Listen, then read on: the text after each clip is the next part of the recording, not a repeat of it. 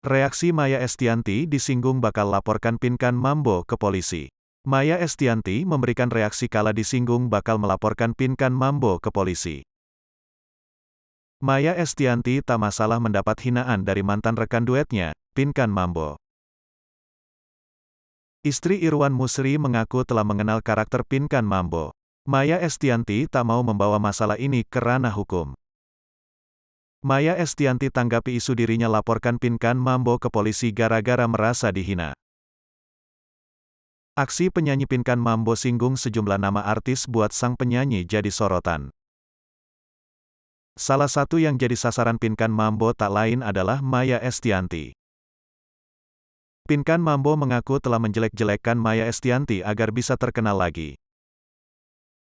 Mendengar celetukan dari mantan rekan duetnya itu, Maya Estianty mengaku tak keberatan. "Oh, nggak ada masalah, aku paham banget sifatnya," kata Maya Estianty. Maya Estianty menyebut bahwa Pinkan Mambo sudah minta maaf padanya. Ia pun mengaku sudah hafal dengan karakter Pinkan Mambo. "Dia juga udah minta maaf, buat aku sih, aku paham banget kok orangnya seperti apa." Maya Estianty menegaskan daripada menghabiskan waktu di kantor polisi, lebih baik dirinya traveling bersama sang suami.